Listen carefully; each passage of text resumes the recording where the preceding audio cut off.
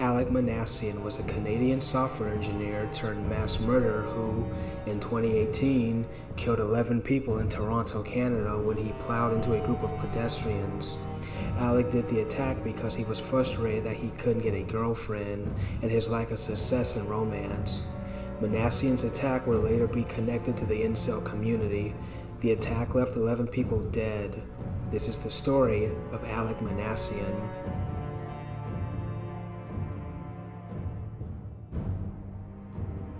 Alek Minassian was born in November of 1992 in Canada to his father, Vahi, and his mother, Sona. Minassian is of Armenian and Iranian descent, and both of his parents were employed in the computer industry. Minassian himself was a software engineer. Not much is known about Minassian's early life, but it is believed that he was a loner and had few friends. He kept to himself and very rarely spoke. When Alek did speak, he would make annoying sounds and talk with a loud, grating voice. It will later be determined that Minassian had Asperger's syndrome, a form of autism. His computer career failing, Minassian then decided to enlist in the Canadian Army, but dropped out after a couple of months due to not fitting in with life in the military. Once back in civilian life, Minassian found the incel community online. Incels are a collection of men who blame women for their failures in sex and romance.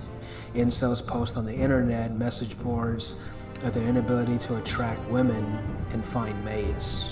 Popular and attractive men and women are colloquially known as Chads and Stacys, respectively. Alek populated these communities and described his lack of success with women and girls. Minassian would eventually befriend the eventual mass murderer Elliot Rodger, who would later be the perpetrator of the 2014 Isla Vista car attack. Rodger, too, would target women.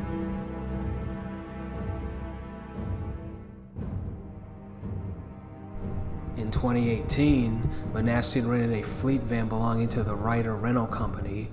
Before the attack, Minassian posted once again to an incel forum, this time using his old military identification.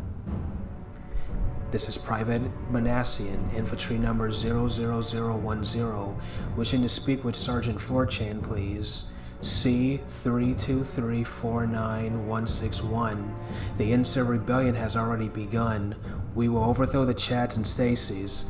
Long live the Supreme Gentleman Elliot Rodger. One of the very last posts from Minassian simply said, "Fuck you all and good riddance." Mel Lastman Park is a 20,000 square foot open space greenway located in downtown Toronto, Canada. The park opened in 1989 and is used as a space to eat lunch and relax. On April 23, 2018, Minassian plowed his rental van into a crowd of pedestrians nearby, intending to kill women. Minassian's rampage lasted only 10 minutes, but he was able to kill 11 people and injure 15. Minassian would later crash his van and attempted to confront a police officer that responded to the scene.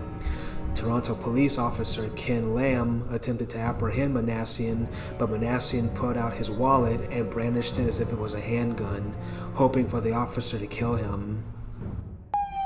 It must have seemed like an eternity, or a flash, a takedown that lasted less than a minute by an officer hailed a hero. The horrific attack had already begun a few blocks away. Constable Ken Lam was alone on routine traffic duty when he got the call, and he was the only one there, his siren blaring, when the van crashed to a stop.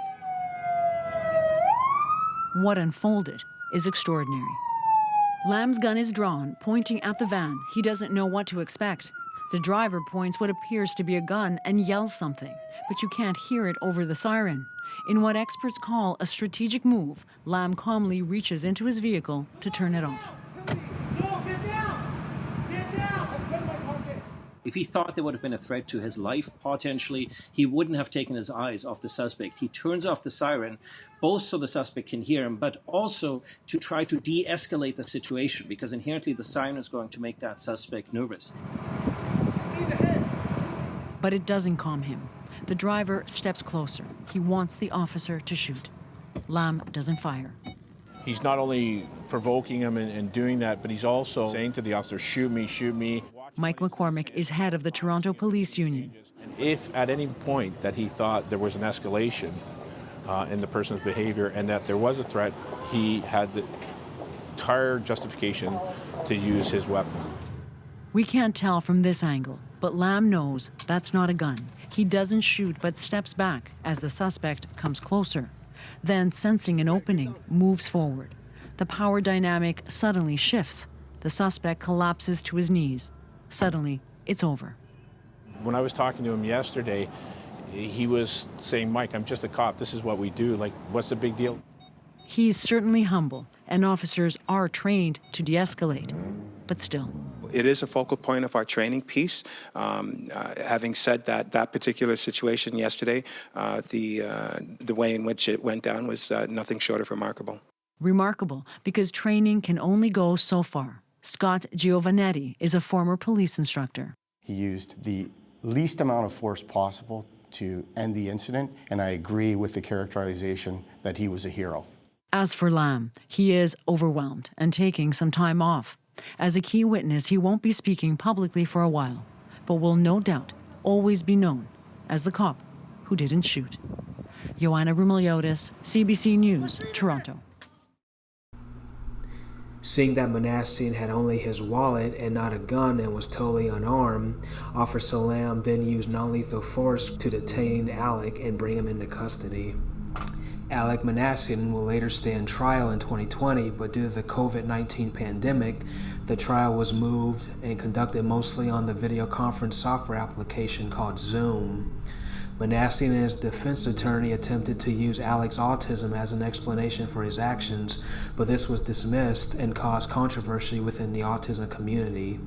Minassian will later be found guilty of 11 counts of murder and was sentenced to life in prison without the possibility of parole. Minassian was 26 years old at the time of the attack.